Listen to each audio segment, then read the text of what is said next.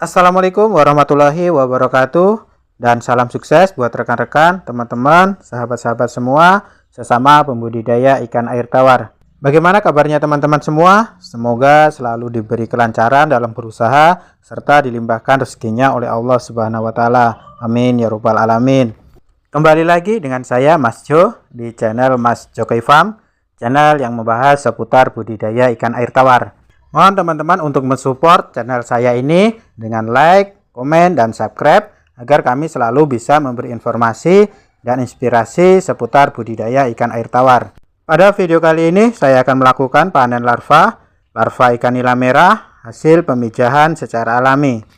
Pemanenan larva ikan nila dilakukan ketika larva sudah berada di permukaan kolam sekitar umur 7-15 hari setelah indukan dicampur.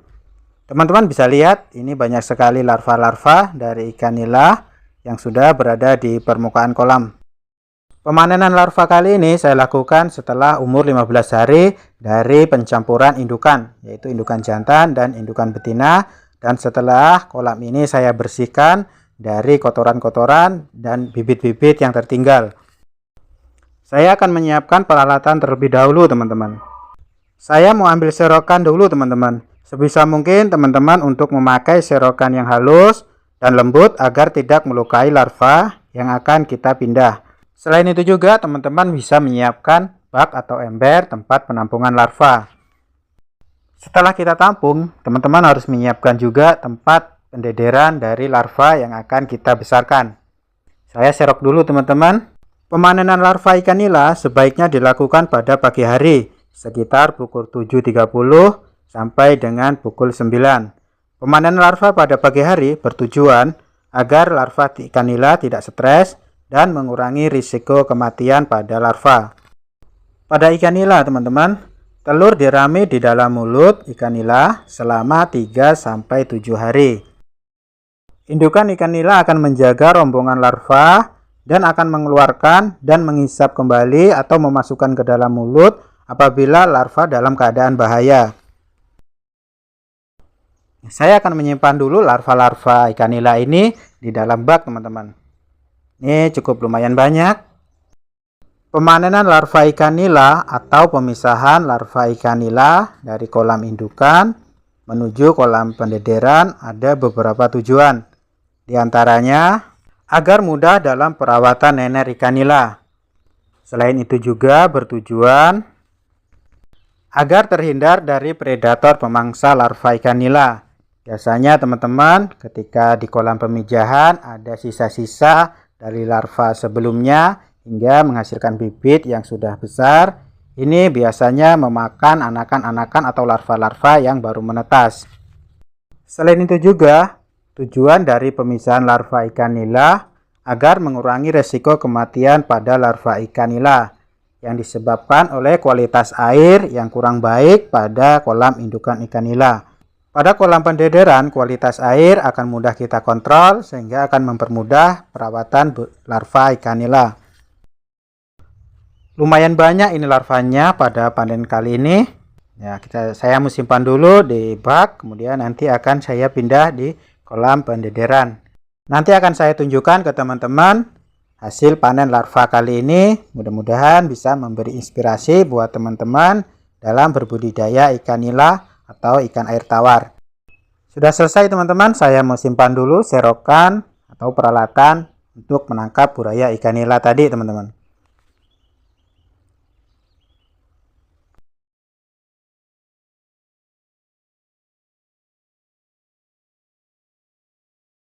Ya, mari kita lihat hasil panen larva ikan nila, hasil pemijahan kali ini teman-teman.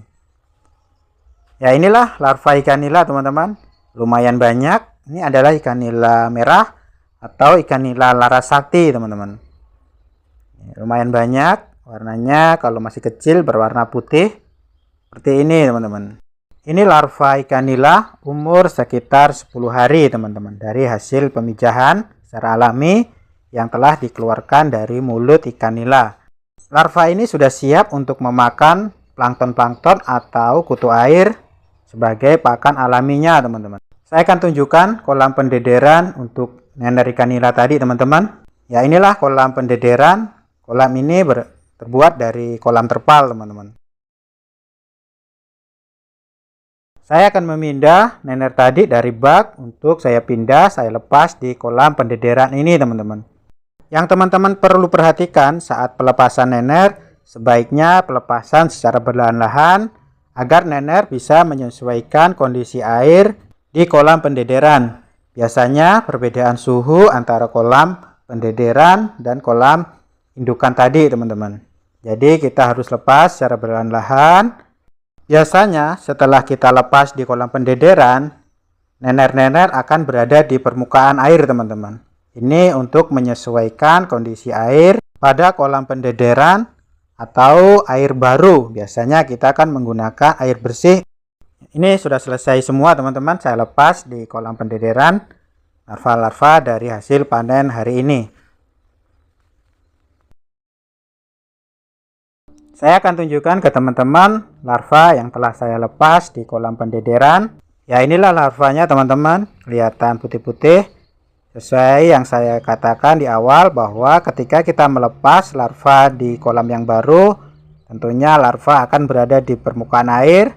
Ini untuk menyesuaikan kondisi air di tempat yang baru.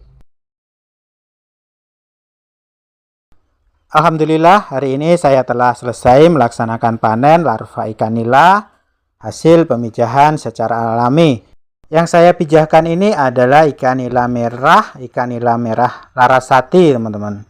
Dan setelah selesai pemijahan, dipastikan semua indukan telah mengeluarkan larvanya, sudah kita ambil semua. Maka tahap selanjutnya adalah pembersihan kolam kembali, teman-teman.